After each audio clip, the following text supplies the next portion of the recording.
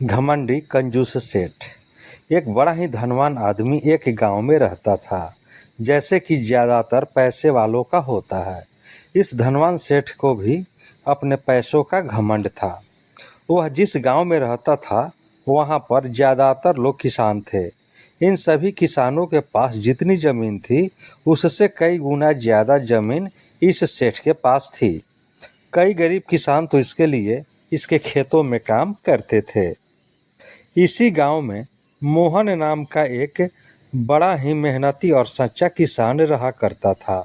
मोहन का परिवार थोड़ा बड़ा था। उसके परिवार में उसके बूढ़े माँ बाप, पत्नी और 3 बच्चे थे, जो अभी काफी छोटे थे।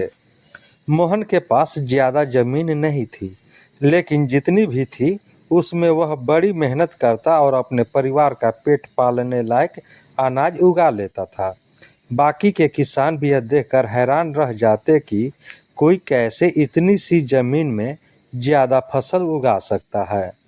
एक वर्ष उस गांव में काफी ज्यादा बारिश हुई, जिसके चलते कई किसानों की फसलें बर्बाद हो गई, जिनमें से एक मोहन भी था।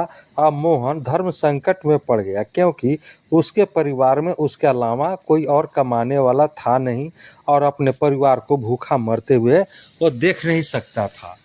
वह जानता था कि इस गांव में अगर कोई उसकी मदद कर सकता है तो वह वही घमंडी सेठ है, जिसने गांव के कई अन्य गरीब किसानों को या तो कर्जा दिया है या तो अपने यहाँ काम पर रखा हुआ है। हाथ पर हाथ धरे बैठे रहने के बजाय उसने उस सेठ के पास जाने का फैसला किया और एक दिन उसके पास पहुंच गया। सेठ के पास पहुंचकर मोहन बोला, सेठ जी, आपकी बहुत मेहरबानी होगी अगर आप मुझे थोड़ा सा कर्जा दे दें, जिससे मैं अपने खेतों में फिर से कोई फसल उगा सकूं, या फिर आप मुझे अपने यहाँ नौकरी दे दें ताकि मेरे परिवार को 2 वक्त का खाना मिल सके। घमंडी सेठ को इसकी अन्य बातों से कोई मतलब नहीं था, लेकिन गांव के सारे लोगों की तरह वह भी यह जानता था कि मोहन कितना मेहनती है और वह जिस भी खेत में काम करेगा वहां वह 2 गुनी फसल उगा सकता है। सेठ ने सोचा कि अगर मैं इसे पैसे उधार देता हूं तो शायद वह इस स्थिति में नहीं है कि मुझे वापस लौटा सके, लेकिन अगर मैं इसे अपने खेतों में काम करवाता हूं तो मुझे जरूर दुगुना फायदा होगा।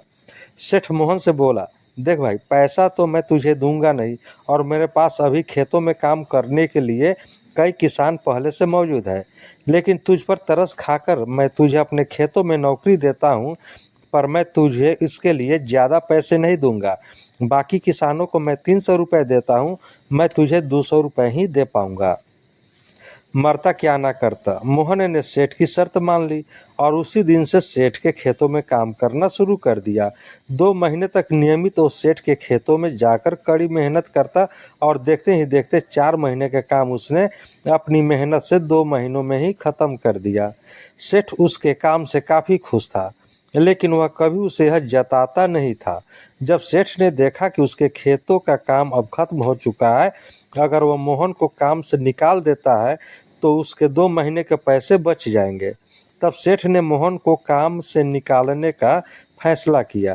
एक बार सेठ को यह विचार भी आया कि इतना मेहनती आदमी शायद उसे दोबारा न मिले, लेकिन फिर उसने सोचा कि जब अगले साल काम आएगा तो फिर इसे फिर से नौकरी पर रख लेगा। आखिर उस गांव में उसके अलावा है ही कौन जिसके आगे ये लोग अपना हाथ फैलाएंगे। एक दिन सेठ ने मोहन को अपने पास बुलाकर उसको उस दिन का पैसा दिया और साथ में यह भी कहा कि कल से तुमको काम पर आने की जरूरत नहीं है। अब मेरे पास तुम्हारे लिए कोई काम नहीं बचा है। यह सुनकर मोहन का दिल बैठ गया। पिछले 2 महीनों से कम ही सही, उसके बच्चे और परिवार के पेट में अन्न का दाना तो जा रहा था। अब वह क्या करेगा, यही सोचकर उसकी आंखों से आंसू निकल आए। मोहन ने सेठ के पैर पकड़ लिए और गिड़गिड़ाते हुए कहा, सेठ जी, मुझे इस काम की बहुत ज़रूरत है, मुझे मत निकालिए। अपने मतलब से मतलब रखने वाला सेठ टस से मस ना हुआ। उसने खरी खोटी सुनाकर मोहन को वहां से चलता कर दिया और मन ही मन 2 महीनों की तनख्वाह बचने से खुश होने लगा। अगले दिन जब सेठ सवेरे उठा और अपने आंगन में आया तो उसने देखा कि मोहन उसके आंगन में बैठा है। सेठ ने उसे पास बुलाकर पूछा कि क्या हुआ, तुम क्यों यहाँ बैठे हो? मोहन बोला, सेठ जी, मुझे वापस काम पर रख लीजिए। आप जानते ही हैं मेरी आर्थिक इस परिस्थिति कैसी है, थोड़ी दया कीजिए। लेकिन सेठ ने उसकी एक ना सुनी और फिर एक बार उसे बुरा भला कहकर वहां से जाने के लिए कहा। बेचारा मोहन अपना सिर झुके नीचे झुका के वहां से चला गया। अगले दिन फिर वही घटना दोहराई गई। मोहन फिर सेठ के आंगन में बैठा था। सेठ ने फिर उसे वहां से जाने के लिए कहा। यही घटना अगले कई दिनों तक चलती रही। अब तो मोहन सेठ के हकालने पर भी वहां से नहीं जाता था और वहीं पर बैठा रहता था। एक बार सेठ ने उससे पूछ लिया, तुम कैसे आदमी हो? मैं तुम्हारा इतना अपमान करता हूँ, लेकिन तुम्हें कोई फर्क नहीं पड़ता। तब मोहन ने सेठ से कहा, बुरा तो बहुत लगता है सेठ जी, लेकिन जब घर जाता हूँ और भूख से बिलखते अपने माँ बाप और बच्चों को देखता हूँ, तब यह अपमान मुझे कुछ भी नहीं लगता। इतना सब कुछ होने के बाद भी सेठ का दिल जैसे पत्थर का बना हुआ था। उसने मोहन को अभी तक काम पर नहीं रखा और न ही उसका ऐसा करने का कोई इरादा था। एक दिन सेठ ने सोचा कि कुछ दिनों के लिए किसी और गांव चला जाता हूँ ताकि मोहन से पीछा छुड़ा सकूं।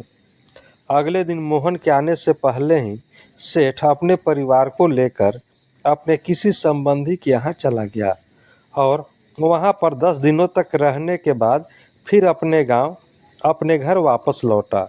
घर लौटते ही सेठ ने आसपास हर जगह नज़र दौड़ाई तो पाया कि वहाँ पर अब मोहन नहीं था। सेठ ने सोचा, मेरी तरकीब काम कर गई, लगता है मोहन से पीछा छूट गया है। हालांकि अब सेठ के द्वार पर मोहन नहीं बैठा था, लेकिन मोहन का विचार अभी भी सेठ के मन में घर कर बैठा था। सेठ सोच रहा था, मोहन इतनी जल्दी हार मानने वाला आदमी तो नहीं दिखता है। उसके साथ क्या हुआ होगा? क्या उसे कहीं और कोई काम मिल तो नहीं गया, या फिर कुछ और? इन विचारों ने सेठ को बेचैन कर दिया और आखिरकार सेठ को मोहन की खबर लेने के लिए गांव में जाना पड़ा। सेठ को मोहन का पता नहीं मालूम था, इसलिए अड़ोस पड़ोस के अन्य किसानों से पूछने पर पता चला कि मोहन घायल हो चुका है और अपने घर पर आराम कर रहा है। सेठ ने जब उसके घायल होने का कारण लोगों से पूछा तो सेठ को पता चला कि जब सेठ अपना घर छोड़कर किसी और गांव में गया था, तब बंद घर देखकर कुछ चोर उसके यहाँ चोरी करने आए थे, जिनको रोकने की कोशिश करते हुए हाथापाई में मोहन चोटिल हो गया था। यह सब जानने के बाद सेठ का पत्थर का दिल भी अब मोम की तरह पिघल गया। सेठ को अपने किए पर पछतावा होने लगा। सेठ ने अपने आप को याद दिलाया कि कैसे उसने एक शरीफ और सच्चे आदमी को ज़्यादा काम करवाकर भी उसे पूरा पैसा नहीं दिया और वो जिसको गले से लगाना चाहिए था उसे ठोकर मारकर भगाता रहा। सेठ मोहन का घर का पता पूछकर उसके घर पहुंचा तो देखा कि मोहन के घर की हालत बहुत खराब है। उसका परिवार भूख से बेहाल है और वह खुद अपने हाथ पैर पर चोट के साथ एक खाट पर पड़ा हुआ है। यह दृश्य देखकर सेठ की आंखों से आंसू बह निकले। सेठ ने मोहन के पास जाकर उससे सच्चे दिल से माफ़ी मांगी, उसको उसकी मेहनत के पैसे दिए, उसका इलाज करवाया और उसे हमेशा के लिए अपने यहाँ काम पर रख लिया। दोस्तों, कहानी पसंद आई हो तो एक लाइक और अपने दोस्तों से शेयर करना मत भूलना। रोज़ाना ऐसी कहानियों के लिए मुझे लाइक करें।